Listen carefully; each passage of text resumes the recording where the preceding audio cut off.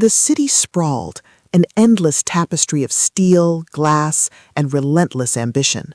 Within its ceaseless hum, countless stories unfolded, often overlooked, often misjudged. This is one such story, a testament to the quiet power of integrity in a world obsessed with the bottom line. Our tale begins not in a gilded boardroom, but in a small, unassuming shop nestled on a bustling but slightly worn street corner. The Community Hub, its sign read, faded letters barely clinging to the brick facade. It was a place where old radios came back to life, where cracked laptop screens found new clarity, and where the gentle whir of repair tools was often accompanied by the laughter of a child or the grateful murmur of an elderly voice. This was David Miller's world. David was a single father, a man whose hands, though adept at coaxing life back into inert electronics, were more often used for tying shoelaces or braiding his daughter Chloe's hair. Life hadn't been easy since his wife passed, leaving him to navigate the choppy waters of parenthood and entrepreneurship alone.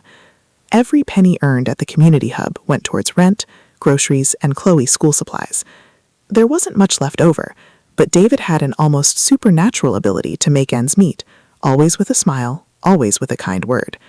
He was warm, resilient, compassionate, and deeply humble. His shop wasn't just a business, it was a sanctuary, a local fixture where neighbors felt seen and heard.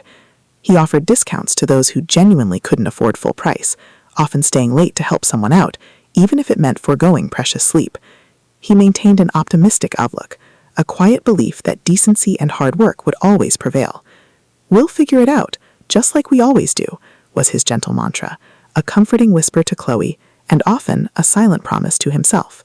His integrity was as solid as the circuit boards he meticulously repaired, and his kindness an unspoken language understood by all who crossed his threshold.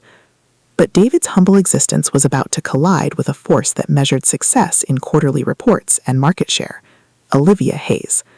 Olivia was a name that echoed in the hallowed halls of Apex Solutions, a powerhouse development firm known for its aggressive strategies and transformative urban projects. She was a woman carved from ambition, sharp and pragmatic, with an intellect that cut through obfuscation like a laser. To Olivia, emotions were variables, easily dismissed in favor of data and cold, hard facts. She spoke with a brisk, no-nonsense tone, her words precise and professional. "What's the bottom line?" was her signature query, a demand for efficiency, for clarity, for profit. Olivia had built her career on results, meticulously climbing the corporate ladder. She prided herself on being objective, unswayed by sentimentality. Her latest assignment, to evaluate the properties in a particular urban district marked for a major redevelopment project. Apex Solutions had its sights on transforming the aging neighborhood into a sleek, modern commercial and residential complex, and right in the heart of this targeted zone was David Miller's little shop, the Community Hub. To Olivia, the Community Hub was an anachronism, a relic of a bygone era, clinging stubbornly to a prime piece of real estate. Her job was clear: assess its value, identify its weaknesses, and prepare the groundwork for its inevitable acquisition and demolition. She saw it as just another cog in the machine, a minor obstacle to be efficiently overcome. She had a reputation for getting things done, for pushing through any resistance with elegant, data-driven arguments. Beneath Olivia's polished exterior, however, there lay an unacknowledged longing, a whisper of dissatisfaction, a quiet yearning for something deeper than the pursuit of material success. But it was a whisper she had learned to silence, to bury under layers of work and ambition. David Miller and his stubbornly unprofitable enterprise would unwittingly become the catalyst that would bring that buried whisper to the surface. The stage was set. One man striving to keep a small flame of community burning in a rapidly changing world. One woman armed with spreadsheets and a singular focus on progress and profit, ready to extinguish it. The city watched, largely oblivious, but soon to be drawn into their unfolding story, its collective voice, personified by Lily, ready to judge, to speculate, and ultimately to bear witness to a truth far more complex than any initial impression.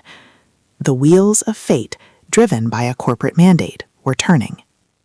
The first meeting between David and Olivia was less a handshake and more a collision of two entirely different worlds. One Tuesday morning, a sleek black sedan pulled up outside the Community Hub, a stark contrast to the usual delivery vans and beat-up local cars. Olivia Hayes, impeccably dressed in a tailored charcoal suit, stepped out, her expression a mask of professional neutrality. She carried a slim portfolio and an aura of quiet authority that seemed to ripple through the very air. David, wiping grease from his hands with a rag, looked up from a disassembled laptop. Chloe, drawing quietly at a small table in the corner, paused, her crayon hovering over the page. The shop, usually a haven of comforting chaos, suddenly felt small, exposed. "David Miller?" Olivia's voice was crisp, direct, leaving no room for pleasantries.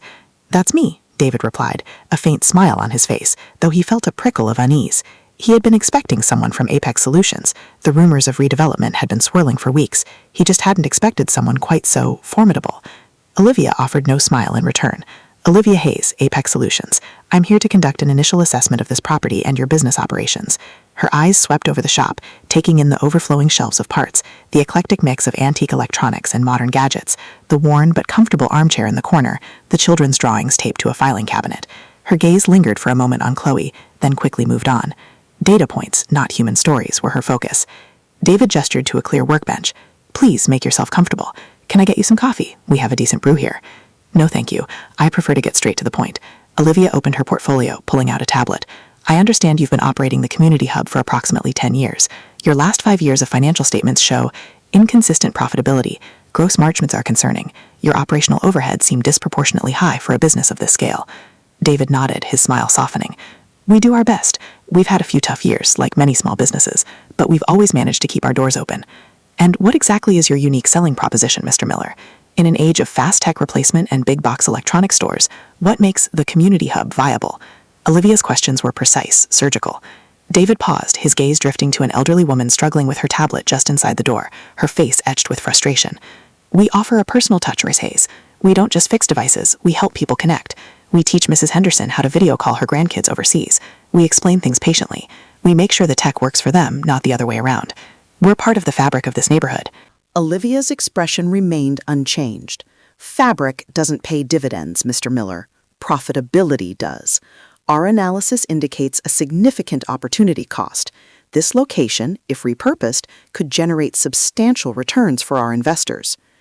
David's hands, which usually moved with practiced ease, now clasped behind his back. "I understand the language of profit, Miss Hayes, but there's also the language of value. What value do you place on a grandmother seeing her grandchildren's faces, or a young person getting their first affordable computer for school? We're more than a repair shop. We're a service, a community pillar." Chloe, hearing her father's earnest tone, looked up. Her eyes met Olivia's for a fleeting second before Olivia's gaze snapped back to her tablet. David's unwavering belief in something intangible, something that couldn't be quantified on a balance sheet, was both perplexing and irritating to Olivia. It defied logic, disrupted her carefully constructed frameworks. Meanwhile, outside the shop, the community was already buzzing.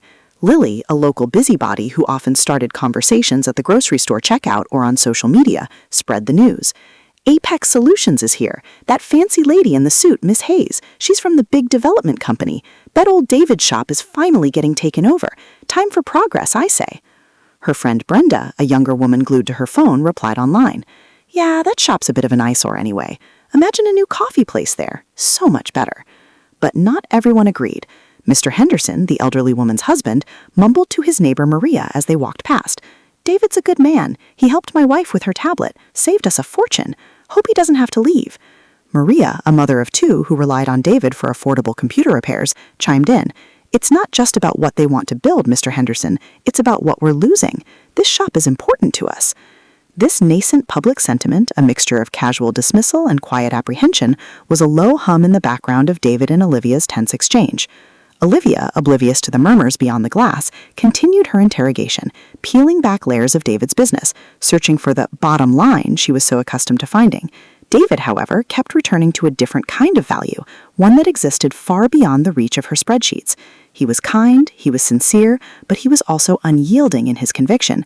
This was going to be more challenging than Olivia had anticipated. Olivia's visits became a regular, if unwelcome, fixture at the community hub. She arrived with her tablet, her pristine notebooks, and her unwavering analytical gaze. She meticulously audited every invoice, every expenditure, every reported income stream. To her, the numbers told a clear story. The community hub was a financial black hole, operating on sentimentality rather than sound business principles.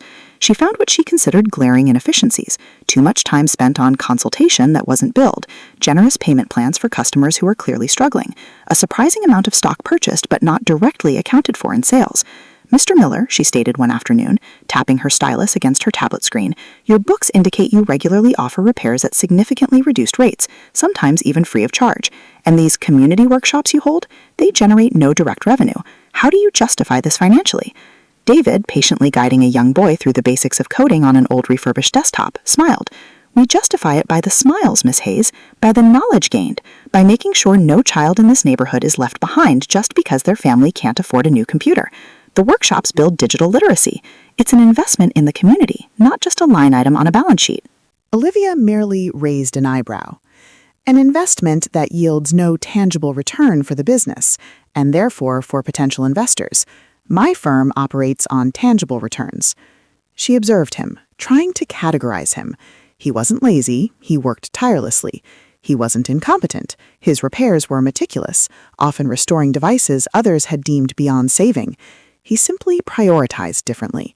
She watched him patiently explain to Mrs. Henderson, for the third time, how to use her video chat.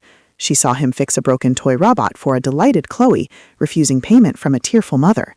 Each act, a small defiance against her logical worldview. One afternoon, a delivery truck carrying a large, heavy server arrived at the shop. David, with some help from a neighbor, maneuvered it inside. Olivia, ever observant, immediately queried, "That's a significant piece of equipment, Mr. Miller. Not typical for a small repair shop. What's its purpose? It doesn't appear on any of your recent invoices as a client's order." David hesitated, a flicker of something unreadable in his eyes. "Just an upgrade. Future-proofing, you might say." He offered no further explanation. Olivia filed it away, another anomaly. The pressure mounted. Apex Solutions, through Olivia, extended an initial offer for the property, a figure so low it was almost insulting, clearly designed to push David out. "This is a fair market evaluation, Mr. Miller, given your business's profitability. It allows you to relocate, perhaps scale down, without significant disruption." David's face remained calm, but his grip on the wrench he held tightened imperceptibly. "With all due respect, Miss Hayes, this shop isn't just bricks and mortar. It's home to a lot of people. It's where kids learn, where seniors connect. The offer doesn't account for that. I can't accept." Olivia sighed, a rare display of emotion. "Mr. Miller, you're being unrealistic. Sentimentality won't pay your bills, and it certainly won't save your business from a firm like Apex. You're fighting a losing battle." "We'll figure it out, just like we always do," David said softly, his catchphrase a quiet act of defiance against her logic. Olivia found herself increasingly frustrated. Her analytics told her one thing, but her eyes were seeing another. She noticed how Chloe would often stay with her father, doing homework or drawing, completely at ease in the organized chaos of the shop. She observed David's gentle patience with his daughter, their easy camaraderie. One day, Chloe accidentally knocked over a small stack of circuit boards, scattering them across the floor. Olivia braced herself for David's reaction, but he merely knelt, a soft smile on his face. "Oops, looks like we have a little puzzle to solve, huh, Pumpkin?" He involved Chloe in picking them up, making it a game. Olivia felt a strange pang, a memory of a childhood long lost to ambition. The financial anomalies continued to niggle at Olivia. There were purchases of components that didn't quite align with known repair jobs, significant chunks of David's own meager earnings being diverted to an undisclosed account. She suspected he was either funneling funds or, more likely given his character, foolishly investing in something unprofitable outside his primary business. It only strengthened her argument for Apex. Meanwhile, Lily and the neighborhood were increasingly vocal. The lowball offer from Apex had leaked, and it sparked a local debate. Online, Lily posted, "Can you believe Apex Solutions is trying to push David Miller out with such a pathetic offer? What happened to community spirit?" Brenda, ever the pragmatist, countered, "It's business, Lily. The property is probably worth more without the community spirit attached. He should just take it." But Maria, whose son now regularly attended David's coding workshops, added, "No, my son is finally excited about school because of David. This isn't just a shop, it's an opportunity for our kids." The tide of public opinion, though still mixed, was slowly turning in David's favor, spurred by his quiet resilience and the visible impact of his generosity. Olivia, however, remained focused on her objective. She needed to present a watertight case to Apex's board. She had to find the definitive proof that David's business was financially unviable, something concrete to justify its low valuation. Her observations of his kindness, his patience, even his fatherly love for Chloe, these were distractions, or so she told herself.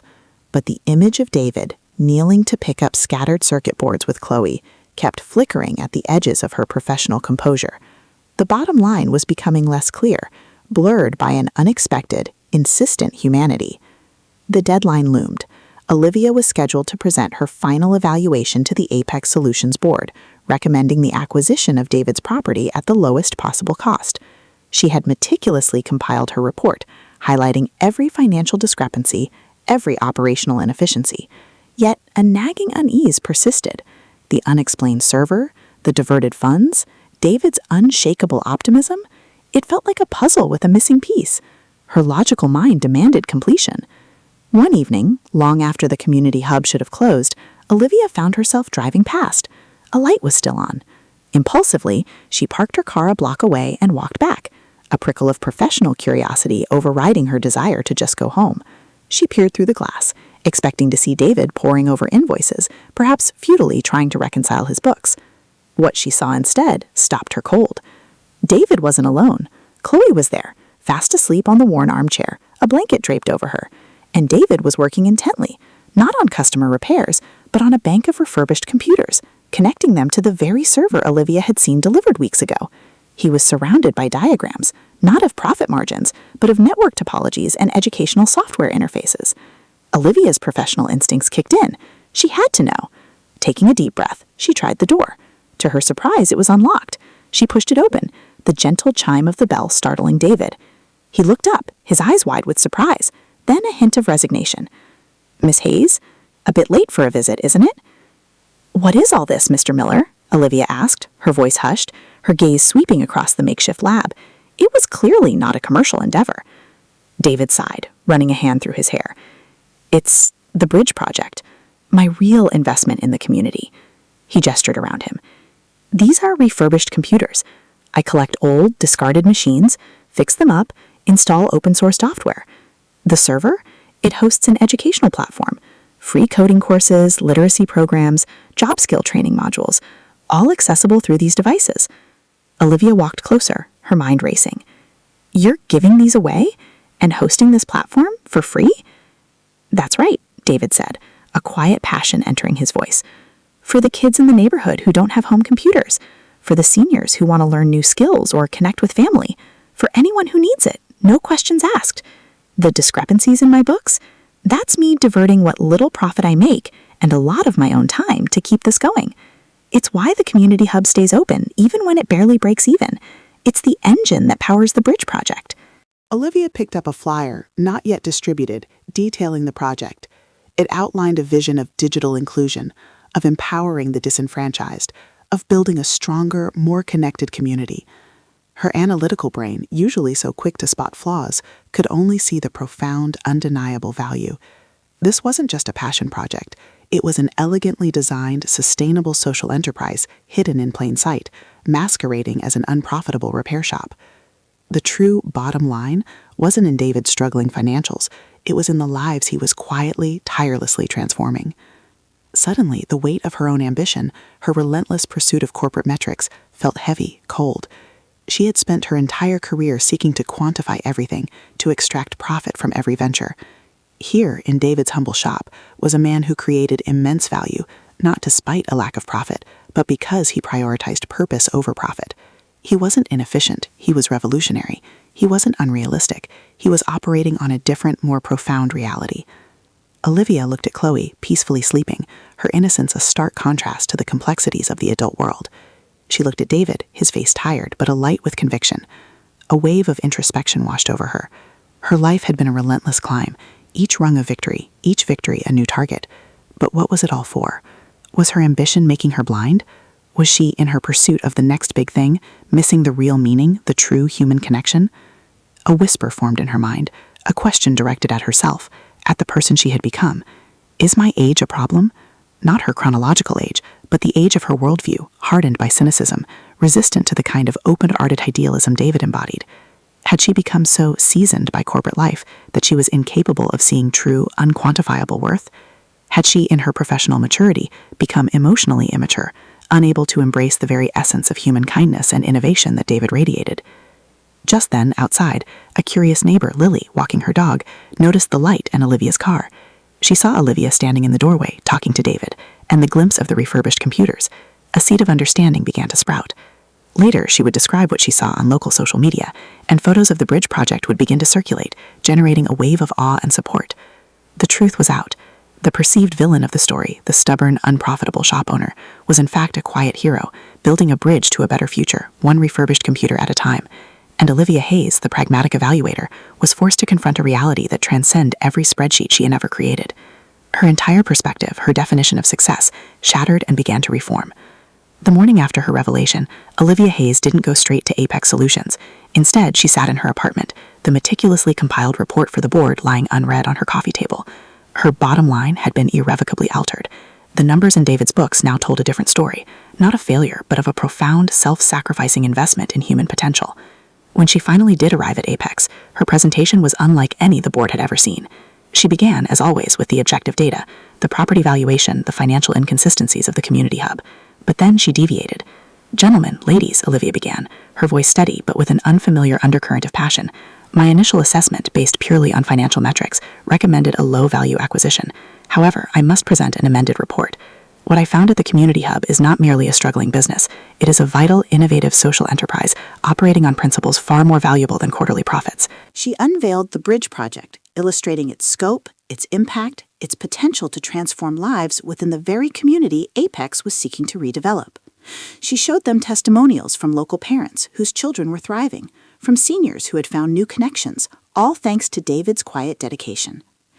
Mr. Miller's inefficiency was in fact an audacious altruistic reallocation of resources, Olivia explained, her gaze firm.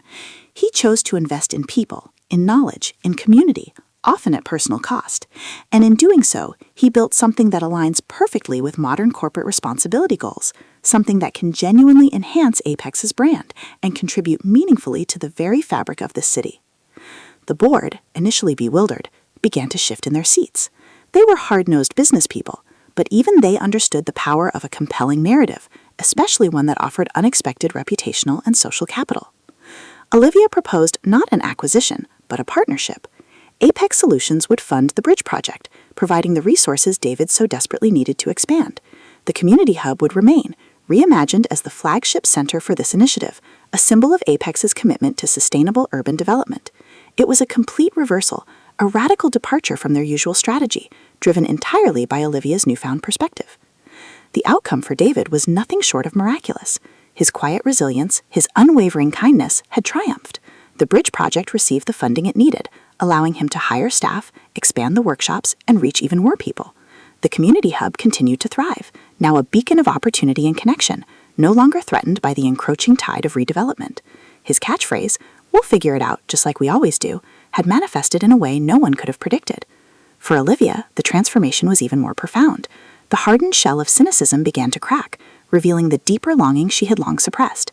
She discovered a new purpose, a different kind of fulfillment that far surpassed the thrill of closing a lucrative deal. Her bottom line was no longer just about profit. It was about impact, about meaning, about the power of human connection. She found herself spending more time at the community hub, not as an evaluator, but as a supporter, sometimes even lending a hand. A quiet mutual respect grew between David and Olivia. Their professional relationship began to deepen, evolving into something far more personal. There were shared smiles, late-night conversations about more than just business, and an unspoken understanding that transcended their different worlds. The question, "Is my age a problem?" that had whispered in Olivia's mind, the one about her emotional maturity and worldview, had been answered. David's youthful spirit of compassion had reawakened something vital within her. And Lily, the ever-present voice of the public, witnessed it all. The initial skepticism and casual judgment gave way to widespread admiration. The news of Apex's partnership with David Miller and the Bridge Project spread like wildfire. Lily posted online, her tone now filled with awe. "You can't believe what I just saw. David Miller, the quiet hero, has done it. And Olivia, she's incredible. Who knew big corporations could actually do good like this?" Brenda, the pragmatist, was forced to admit, "Okay, I was wrong. This is actually pretty cool. Maybe there's more to business than just money." Maria, her son now a dedicated participant in the coding workshops, wrote simply, "David taught us to believe. And Olivia showed us that even the biggest structures can change. This is what community looks like." The story of David Miller and Olivia Hayes became a powerful reminder that true value often lies beyond what can be easily quantified, that integrity and kindness can move mountains, and that even the most ambitious hearts can find their deepest fulfillment in building bridges, not just tearing down walls. It was a story of an unexpected truth, a surprising twist, and the profound lesson that some things, like the human spirit, are simply priceless.